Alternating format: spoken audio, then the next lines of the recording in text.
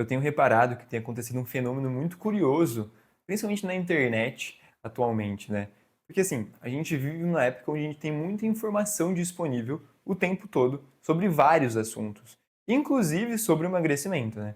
Então a gente nunca teve tanto acesso à informação e também tanta informação bruta quando a gente fala de emagrecimento, de dieta, de nutrição, do nosso metabolismo, fisiologia, de treino. Então todas essas áreas e sistemas que abordam o emagrecimento tem muito conteúdo sendo produzido, tanto cientificamente, né, como também ali nas redes sociais, como uma forma de divulgar esses conteúdos, né. Por exemplo, você mesmo que está me assistindo, você provavelmente sabe mais sobre dieta, sobre treino, sobre qual que é o melhor alimento para comer, esse tipo de coisa, do que um médico sabia há 60, 70 anos atrás, por exemplo, tá. Sabe o que é um macronutriente, um micro, o que é índice glicêmico, o que inflama o seu organismo, o que não inflama, ou seja, todos esses pequenos detalhes que são importantes quando a gente fala de emagrecimento. Você consegue ter ali um acesso muito vasto a essas informações, né? E mesmo assim, mesmo com toda essa informação, com todo esse acesso, a gente nunca teve tantas pessoas acima do peso, tantas pessoas com sobrepeso e obesidade. Essas taxas nunca foram tão altas, tá? É como se houvesse ali uma disparidade clara entre a quantidade de informação que existe e a nossa capacidade de agir de acordo com essas informações. Então, por exemplo, você pode passar a semana inteira vendo vídeo no Instagram sobre qual que é a melhor alimentação, qual que é a melhor dieta, qual o melhor alimento para comer, qual o melhor treino para fazer, como que não foge da dieta, como não furar a dieta, e mesmo assim chegar na sexta-feira à noite cansado, estressado, sentar no seu sofá, abrir o iFood e pedir lá a pizza mais gordurosa que tem lá no iFood, a mais calórica que tem lá no iFood. É como se tivesse um apagão, é como se tivesse uma rachadura entre o saber e o agir, né?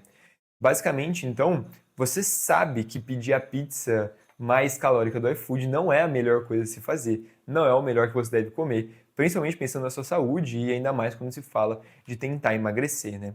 É como se de um lado tivesse a sua razão, a sua inteligência gritando, não faz isso, mas a sua vontade tá ali gritando do outro lado, não faz que eu quero comer, eu quero sentir esse prazer agora, eu preciso dessa recompensa.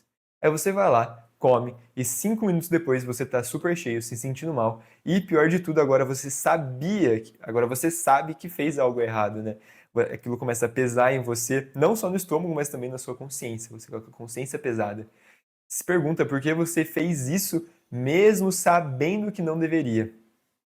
E hoje eu quero tentar apresentar uma solução, ou pelo menos uma forma da gente entender isso melhor e talvez nos ajude a entender o que é emagrecimento daqui para frente e como é que a gente pode tratar esse emagrecimento de uma forma um pouco mais profunda do que a gente normalmente vê, principalmente nas redes sociais, né?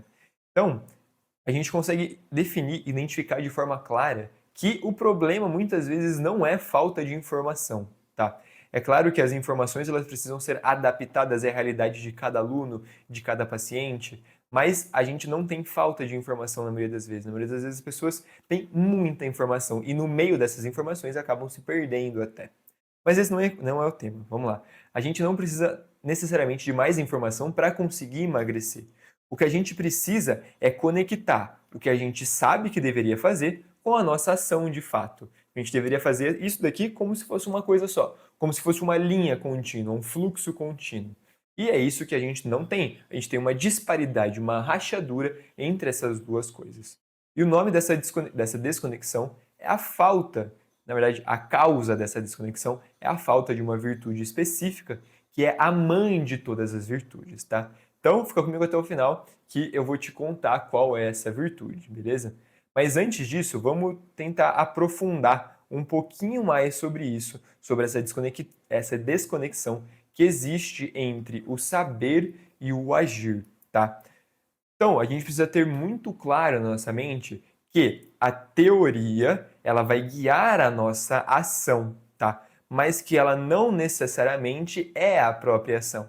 Então, parece óbvio, né? Mas não é porque você sabe uma coisa que você faz aquilo, que você age de acordo com aquilo, né? Você sabe muito bem, você já deve ter passado por algum nutricionista, algo do tipo, comprado uma dieta, e você tinha informação do que fazer, e mesmo assim você não conseguiu fazer, ou se fez, fez por pouquíssimo tempo. tá? Então, a teoria e a prática são coisas que devem estar relacionadas, mas não necessariamente estão, tá? E é justamente isso que isso significa, na verdade, e a filosofia ajuda a gente a entender isso muito bem. Existem conceitos, teorias que são universais. Então, vou dar um exemplo. A gente sabe que comer açúcar é algo que nos faz mal. Então, comer açúcar é algo universal que faz mal para todo mundo. Essa é uma verdade universal para todo mundo em qualquer lugar, tá?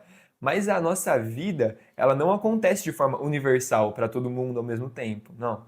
A nossa vida é particular, acontece só para a gente, de acordo com as nossas circunstâncias, com as nossas realidades.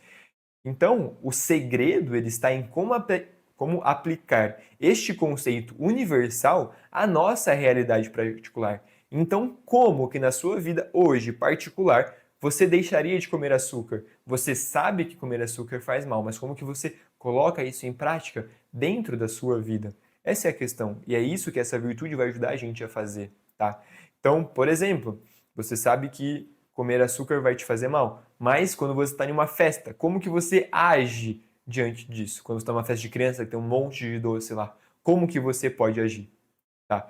Então, a gente basicamente tem ali um mapa que são as informações, a gente tem a forma de agir, mas a gente não consegue caminhar, a gente não consegue seguir a direção que está ali no mapa, a gente, sei lá, não consegue basicamente seguir a trilha, seguir a linha ali que o mapa está nos mostrando, né?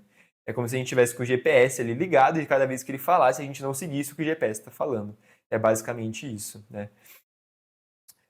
Então, a gente precisa começar a conciliar, a ligar o mundo da informação com o mundo da ação. A gente tem que sair desse piloto automático, dessa distinção, tá? A gente precisa ligar a teoria com a prática. E agora sim, para que a gente consiga fazer isso muito bem, é necessário construir essa ponte que vai ligar a teoria à prática. E como que a gente faz isso? Através dessa virtude que é a prudência. A prudência é o que vai ligar, é o que vai nos permitir agir de acordo com aquilo que a gente sabe, que a gente identificou, que a gente tem informação que é o certo a se fazer, né? Mas para que a gente consiga entender o que é essa prudência, é necessário antes apagar, exorcizar da nossa cabeça o conceito moderno que a gente tem sobre isso. A gente tem como prudência algo que nos remete a um medo, a uma certa cautela excessiva, a um pensar muito bem antes de agir, como se a gente estivesse pisando em ovos, mas isso é uma distorção. São Tomás de Aquino foi um dos maiores sistematizadores das virtudes, né?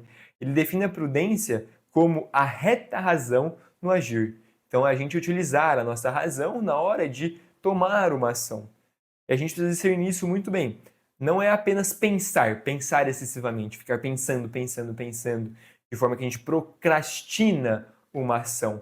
Procrastinar a ação é uma ação imprudente. Você não está agindo de forma prudente ao fazer isso. A prudência é justamente utilizar a razão e aplicá-la e agir de acordo com aquilo que a razão discerniu ser o bem. A nossa capacidade intelectual de olhar para uma situação concreta e aplicar esse conhecimento universal na nossa realidade particular. Isso é o que a prudência nos permite fazer. Basicamente, essa prudência é o que os antigos chamavam de a virtude que nos guia, a virtude que é como se fosse o cavalo da carruagem, né? Ela que vai abrindo os caminhos, que vai nos mostrando os caminhos, inclusive que permite com que a gente tenha a capacidade de cultivar também as outras virtudes. Sem a prudência, o cultivo das outras virtudes também é muito improvável, tá? Então, para que a gente de fato consiga utilizar isso, é a prudência que vai nos guiar, é a prudência que vai nos mostrar quando fazer, como fazer, se fazer ou não fazer. E a partir do momento que a gente consegue ter a informação universal, a gente consegue colocar essa informação em prática na nossa vida particular. Então a gente deu o exemplo da festa lá em cima, né? Da festa da criança. Então, imagina que você está lá na festa da criança, você não vai comer açúcar e você vê aquela mesa cheia de doce, você sabe que se você ficar ali mais um minuto, você vai acabar cedendo e você vai comer o brigadeiro. O que você faz? Você tem a opção de agir, de sair daquela sala, de trocar de ambiente, até mesmo de ir embora, se for o caso da festa, né? para não acabar cedendo a essa tentação, tá bom? Se você procrastinar, se você não tomar a ação, você vai ceder e você agiu então de maneira imprudente, tá? Galera, basicamente é isso. Então, a prudência é aquilo que nos coloca, nos traz a possibilidade de agir conforme a nossa razão, conforme a informação universal que a gente conseguiu adquirir e aplicar ela à nossa situação real e particular, tá? É isso, basicamente. Se você gostou desse vídeo, deixa aqui o seu comentário. Se você já sentiu assim, como se você tivesse uma separação entre o saber e o agir, né? Você sabe o que é certo, mas você não consegue agir de acordo com aquilo. Deixa aqui, conta nos comentários como que você se sente, como que foi a sua experiência. Deixem também sugestões para mais temas que vocês gostariam de me ver falando aqui no YouTube, tá? Deixa o like também. E já aproveitando para falar, né? Se você quer de fato entender um pouco mais como que as virtudes podem te ajudar a emagrecer, e não apenas emagrecer, mas a cultivar uma vida mais virtuosa, a cultivar uma vida mais equilibrada, uma vida mais saudável, e a partir do cultivo dessa vida, aí sim conseguir emagrecer, eu tenho uma consultoria que chama Emagrecimento Virtuoso, e lá eu te ajudo a emagrecer através de um caminho de virtudes, beleza? É isso, um abraço e até o próximo vídeo.